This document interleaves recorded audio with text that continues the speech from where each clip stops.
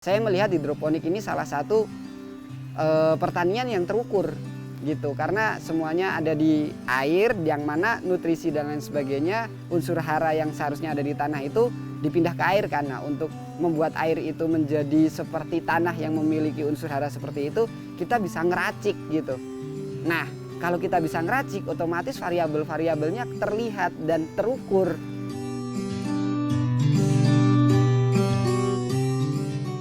Perkenalkan, nama saya Abdul Holik. Saya sekarang berkecimpung di bidang hidroponik. Jadi kita mendirikan sebuah perusahaan bernama Kebun Sayuran Pagi, yang mana kita bergerak dari hulu, dari produksi sampai ke hilir, sampai ke penjualannya, seperti itu. Sebenarnya mimpi untuk mempunyai pertanian itu udah dari kecil sih. Jadi memang mimpi kecil saya itu punya tanah yang berisi tentang pertanian terintegrasi ya, dan juga sebuah sekolah seperti itu. Jadi ketika pada akhirnya memilih jurusan matematika pun, mimpi-mimpi itu juga tidak pernah padam, karena saya merasa matematika itu bisa masuk ke semua bidang kayak gitu, termasuk bidang-bidang pertanian.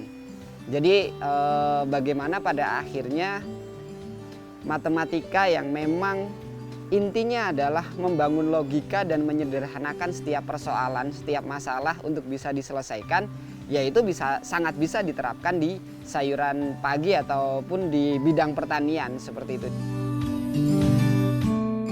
Saya melihat hidroponik ini salah satu pertanian yang terukur gitu, karena semuanya ada di air, yang mana nutrisi dan lain sebagainya, unsur hara yang seharusnya ada di tanah itu dipindah ke air, karena untuk membuat air itu menjadi seperti tanah yang memiliki unsur hara seperti itu, kita bisa ngeracik gitu. Nah, kalau kita bisa ngeracik, otomatis variabel-variabelnya terlihat dan terukur, sehingga untuk tinggal nyari jurnal-jurnal aja nih, kalau misalnya jurnal-jurnal ilmiah yang mengatakan kalau selada itu bisa crunchy, bisa sehat, bisa ini tuh kalau dalam nutrisi yang berapa, unsur nitrogennya berapa, unsur kalsiumnya berapa, dan lain sebagainya. Nah, dari situlah ya udah kita coba aja pakai rumus-rumus itu untuk digunakan.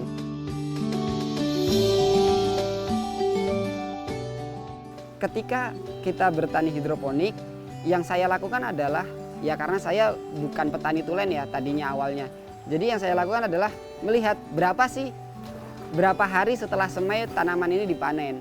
Nah, setelah tahu itu, ya udah kalau untuk panenan di bulan depan berarti kita harus nanam dari sekarang. Jadi petani kita udah punya pemetaan terhadap beberapa sistem, yang mana sistem-sistem itu udah ada yang ini. Dan kalau dirunut dari ke belakangnya, dulu sebenarnya bagaimana saya menjadwalkan itu, saya pakai theory of queuing sih.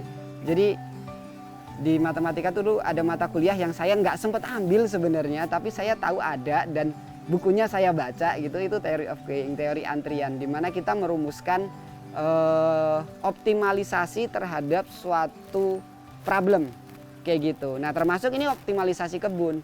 Karena kenapa? Karena salah satu hal yang menurut saya menjadi problem di pertanian itu adalah panen raya.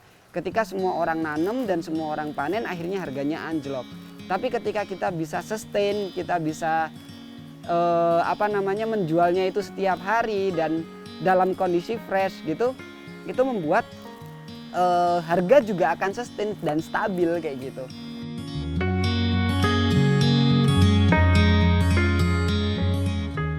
Ketika kita berbicara tentang membuat sebuah usaha, kita nggak bisa bicara short term ya, habis bikin langsung bisa dijual, itu kan enggak.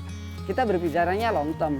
Jadi ya udah, saya udah memprediksi dan memetakan bahwa tahun pertama pasti rugi karena nggak punya pasar. Tahun kedua mungkin kita masuk pasar retail. Tahun ketiga kita mulai mencoba masuk ke pasar-pasar yang B2B, terus konsinyasi dan lain sebagainya ketika produksi kita sudah memadai kayak gitu. Sehingga ya kita masih punya petani-petani mitra yang kadang kalau kita kurang sayurnya ya kita ambil ke sana dan lain sebagainya. Tapi lama-kelamaan ya itu dikurangi gitu. Ataupun kalaupun nanti nih sistem IoT-nya udah jadi, baru tuh mitra-mitra itu juga kualitasnya pasti akan sama dengan kita, karena kita juga ngontrol kebun mereka secara daring kayak gitu kan. Secara dari jarak jauh kita bisa ngontrol, oh ini pph-nya kurang, ppm-nya kurang, ini pH-nya kurang, itu kita bisa kontrol semua tuh.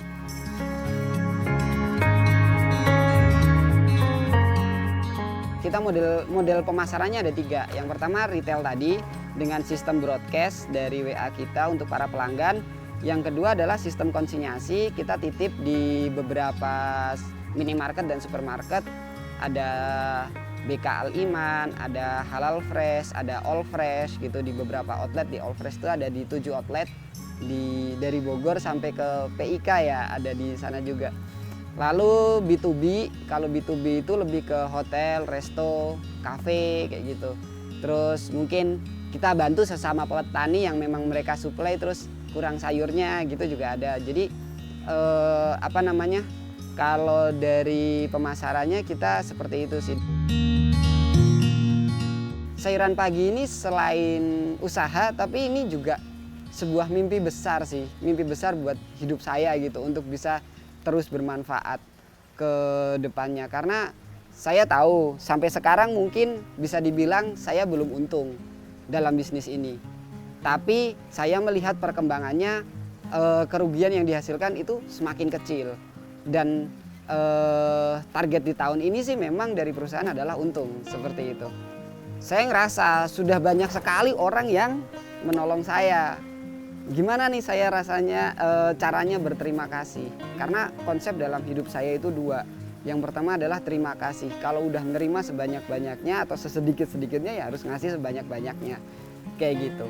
Terus yang kedua adalah ya saya ambil dari salah satu kata-kata ulama besar yaitu Imam Syafi'i. Beliau bilang la tafru illa bi ziyadatil ilmi wal khair gitu. Jangan pernah kamu berbahagia kecuali dengan tambahnya ilmu dan kebaikan, seperti itu. Ya udah, 2 prinsip itu yang saya gunakan.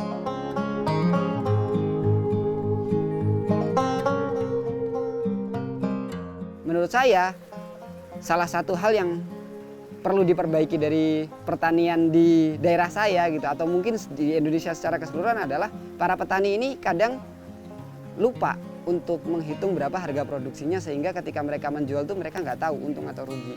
Jadi kalau itu bisa kita hitung dengan baik dan kita kelola dengan baik, otomatis kita bisa dong membuat pertanian ini sangat menguntungkan gitu.